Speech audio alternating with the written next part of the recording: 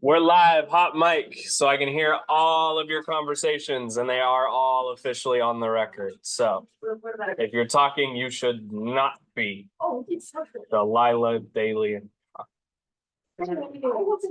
You're talking now, so stop it. Okay, so let's talk about Grid Garden. Assignment 6.2. It is very brief.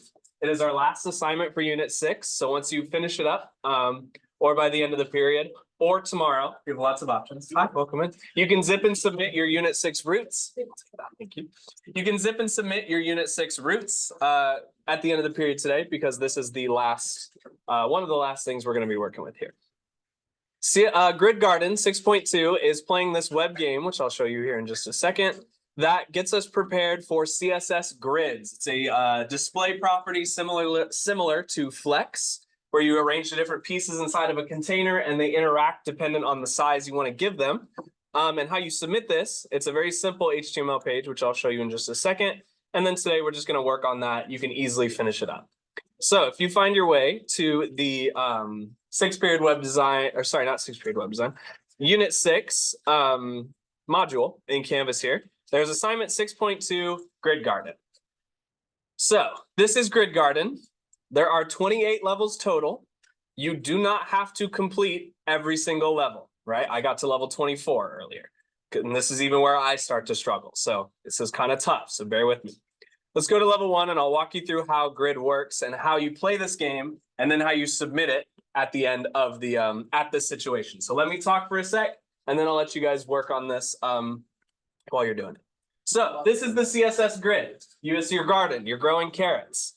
But right now we're watering stuff that's not going to feed us. So we need to move this element, we need to move this HTML water element onto these carrots so that we can actually start having food on the table. So you do that by altering a variety of different properties. Right now this garden is set to a display of grid, and it's got a little bit of a percentage breakdown to give us 1, 2, 3, 4, 5 columns. So 20% is a fifth, right? 5 columns.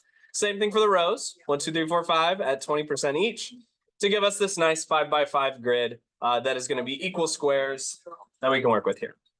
So what we want to do, it's going to tell you in the instructions right here, but it's text-based, so it's kind of hard to, like, if you're not really sure what you're looking at, which this is the first time you will be, so I would expect that. It's going to tell you how to get started, and then it's going to give you a chance to try it on your own. So what we want to do is set this water to be grid, or set it to grid-column-start, because that is going to describe where we want this water block to begin in our HTML order here. So there's 1, 2, 3, 4, 5 columns. What value should I put to move my water to the carrots? 1. 1. It's currently at 1, so it's not 1. To 3. So 3 is going to adjust that HTML element, or that water, over to my carrots, which means I've completed this correctly. So I'm going to click next here and move on to the next level.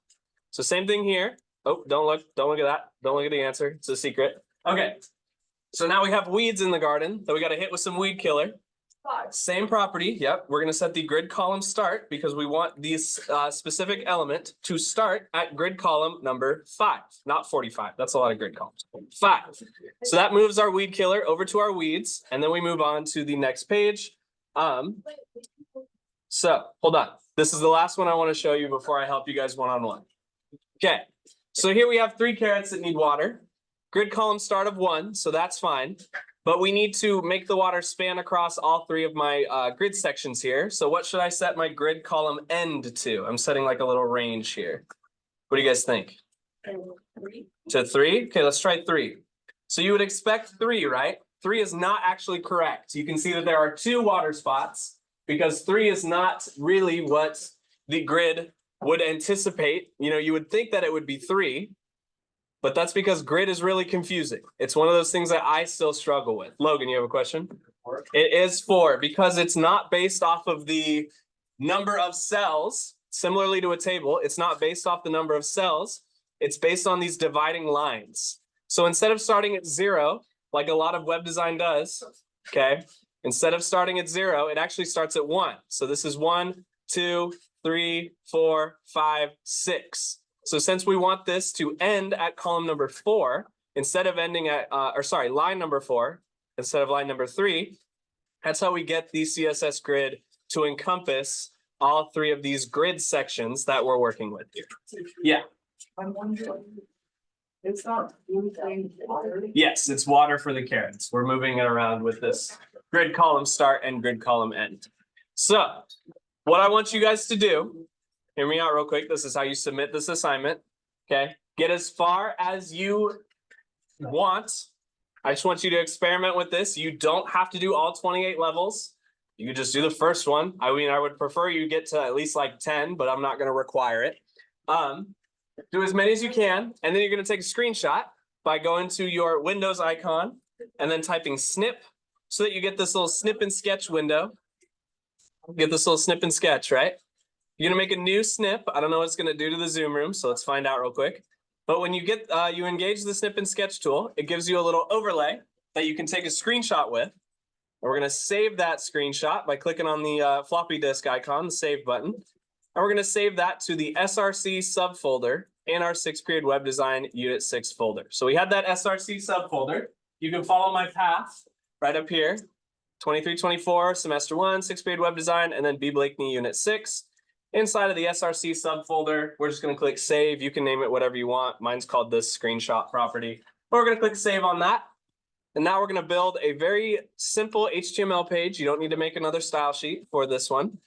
Very simple HTML page that includes the picture and a little description about what you like, what you don't like about using CSS grid. So I'll show you how to do that real quick. I'm opening up my 6th period web design folder, unit 6 roots.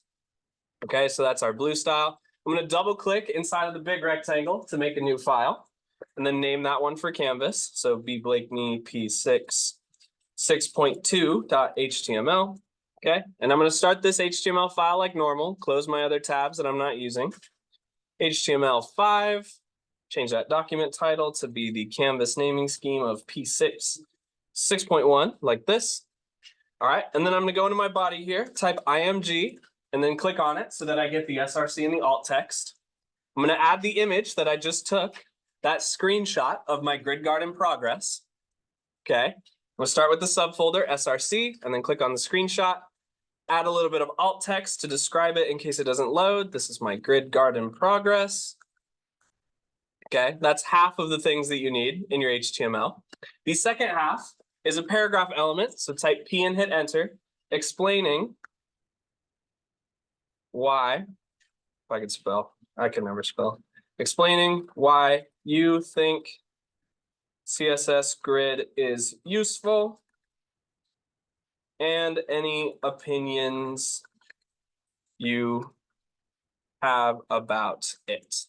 So these are the 2 required pieces on your 6.2. It's just a screenshot and the explanation as to why you think it's useful or why you think what you don't like about it, what you do like about it, what you think could work with it, stuff like that. Those are the only 2 things that you need for 6.2 because there's no style sheet required. Now, again, I want to emphasize, you do not have to get all the way to level 28. You can see I skipped level 22 because I was frustrated. So it gets a little tough. You can do as many as you feel comfortable. Ideally, try to get to 10. But if you only get to 3, that's totally fine. But you do still need that HTML file that has the picture of your progress and a paragraph tag explaining why you like it or why you don't like it. Yeah. You use the snip and sketch tool that I showed you. Okay, it's in the video, so you can check it later. So that's what I have for you guys today.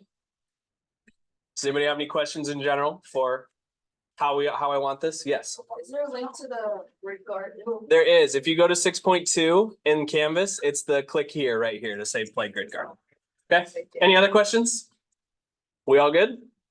All right. The rest of the time is yours. Ideally, try to get to level 10, but if you don't get to level 10, you're not going to lose any points. You can do as many as you feel comfortable. Level 1. Oh my God. You can get past level 1 because I gave you the answers up to level 3, so I think you can get past level 1. Did you have a question, Cheyenne? Yes, you can have help. Okay. You have to watch the video. All right, so I'm going to wrap this up. Thank you guys for listening. The rest of the time is yours.